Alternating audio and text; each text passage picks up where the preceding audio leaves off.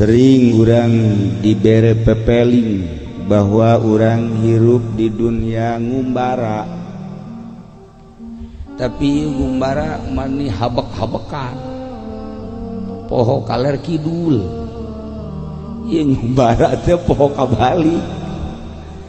Padahal manuku urang geus kasaksian guru urang, bapak kolot urang, bapak urang, emak urang, komo musuh mah lupa jasa geus dari hitung teh mah.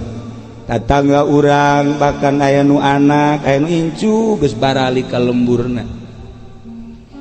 Ieu ge urang tinggal nungguan, tur nungguan ieu moal kebal di paling moal kebal manu kolot moal kebal tau. Ya Allah, tapi salajan dikitu-kitu ge kula sering ngomong mudah-mudahan Haji Pedi jaga sekolot ya supaya ditarehkeun. Nu pae urang curug orok.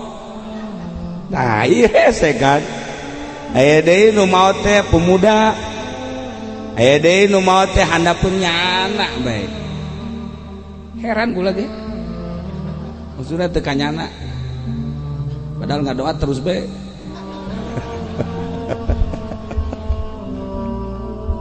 Horeng ayatna nu tadi paeh mah horeng lain ku kolot, lain ku gering, lain ku susah, lain ku perang, tetapi ajal idza jaa ajaluhum la yastakhiruna sa'atan wa la yastaqdim.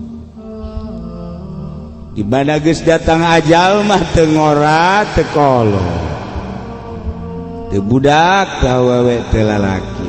Mentak urang kudu nempo ka ajal urang. Ieu aing irasi ajal ieu kabeh siap-siap. Jeung paeh teh anehna teh henteu tartib. Lamun tartib mah mimiti kakak, mantul kakak adi, terus adi deungeuna hentang. Asal geus kakak urang geus aing mah di masjid bae. Emang gua bagian aing ayeuna. Atuh henteu. Masya Allah. Nah ieu urang kuari hirup sabada di alam arwah, mimiti alam arwah, terus kuari urang ka alam dunia alam mulki, isuk urang ka alam barzakh, sakedeung kuari urang di alam mulki, sakedeung kuari di alam dunia. Nuku urang geus kasaksian ratusan bahkan dina pemandangan perang ribuan, Aceh tsunami ribuan, ngitungan batur bae paeh. Gorenganan ge mah ka urang paeh teh. Urang ge sok ngitungan ka gorengan batur bae. Goreng urang tilu dihitung. Tak tololna urang tah. Ieu keur carita dosa. Pangbahaya-bahayana urang ngitungan dosa batur, kasalahan batur, ai kasalahan urang teu pernah dihitung-hitung. Tumadak dina ilmu tasawuf mah teu meunang ngitungan kasalahan batur, kudu urang bae dihitung kasalahan teh, merenung hasibu qabla an tuhasab. Nu jelas urang kabehan teh bakal balik ka lembur nu asli. Anu urang disupri salila hirup di alam dunia ngumbara titah bebekalan jang ka lembur nu asli. Nu mantak ieu kiai ngarajakan ngaji bae ge ka umat, nu mantak pamarentah ngajakan jujur bae ge ka bangsa, nu mantak kolot-kolot urang ngajakan bener ge ka keluarga. Ieu teh maksudna supaya urang boga bekal jang balik ka lembur nu asli. Lantaran ieu urang yakin bahwa setelah urang paeh aya alam barzakh, kadituna aya alam mahsyar, kadituna aya alam akhirat, aya sorga aya neraka. Tah ngabangun sorga jeung ngabangun neraka teh kuari. Urang kuari teh ka lembur akhirat endek mawa suluh apa endek mawa batu bata. Apa endek ngabangun seuneu mawa suluh ka ditu, apa endek ngabangun istana mawa batu bata, mawa split, mawa semen, mawa naon deui? Naon deui? Kan nyaho ya budak.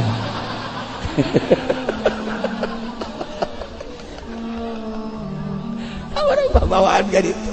Apakah orang endek mawa seuneu? Nyin seuneu, apakah hendak nyin istana? Dipersilahkan. Lamun kuari urang di dieu nanya bae heulanan, lamun urang ieu nonton TV ieu keur ngabangun neraka apa ngabangun sorga? Ngeridit ngabangun sorga apa ngabangun neraka? Aya sia ngeridit teu? Tarol urang curug tolol. Jangan ngomong. Tuh kan, Masya Allah, berbagai-bagai permaksiatan eta teh horeganan urang keur ngabangun. Ketika urang sholat, ketika urang zakat, ketika urang puasa dengan kata simpulna ibadah, berarti urang keur ngabangun surga. Nu paling ku urang kudu diinget ialah urang bakal balik ka lembur asli. Ketika orang kuari hirup di dunia, Masya Allah karim, kabeh paronjang-ronjang. Ketika neule kendaraan, Masya Allah, eta kijang nu anyar teh lampuna nongtot. Waduh wahara. Geus ngomong bae nya sabaraha duit sih eta? Sabaraha duit sih mun kredit sabaraha bulan sabaraha tahun. Ku urang diusahakeun dia. Usaha jang mobil, usaha jang imah, usaha jang pakaian, usaha jang kawin deui. Hasil paeh sakitu kitu bakal jadi siksa. Bakal jadi siksa. Tat urang teu inget ka kos kitu. Teu inget ka kos kitu. Masyaallah karim. Padahal urang kuari keur ngabangun. Nah, urang kuari beli imah, baju dibagus-bagus, kendaraan, imah. Sare ge pohara. Tapi ketika orang maut, Masya Allah, bayangkan ku urang. Begitu orang maut, roh orang keluar, awak orang diceungceurika, baringkeun, endetolan dulur kabeh ngalayad, tandian, bungkus, kencengkeun, pocongkeun. Teu nyaho eta sasaha. Apakah eta bupati nu kenceng? Kena gubernur leuwih kenceng deui. Polisi leuwih kenceng. TNI Hai kabeh ieu geus mah. Kiai sarua. Pocong-pocongkeun. Dipocongkeun. Nyaho eta letnan, eta jenderal, eta abuya, kau mau kieu RT lain online. Ngeus. Dipocongkeun. Masya Allah. Bawa ke kuburan. Renungkeun ku urang.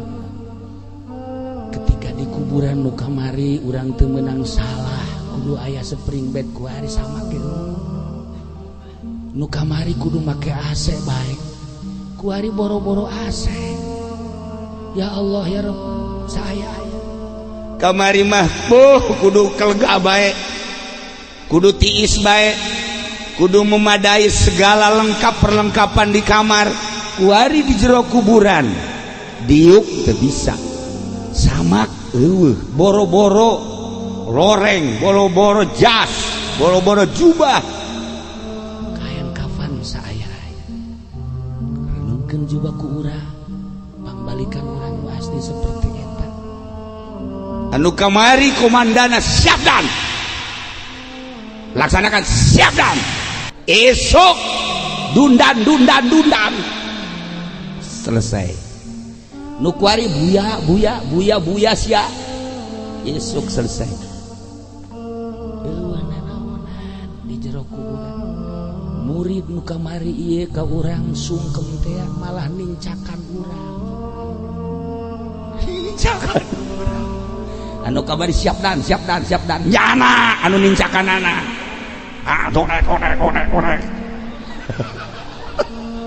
Ada gua pambalikan orang nu asli, masya Allah, teu pernah kurang direnung. Tetapi lain sakadar eta anu paling bahaya, jasad mah asal tina taneuh, minha khalaqnakum, tina taneuh balik ka taneuh. Ruh urang nu asal ti Gusti Allah balik da ka Allah.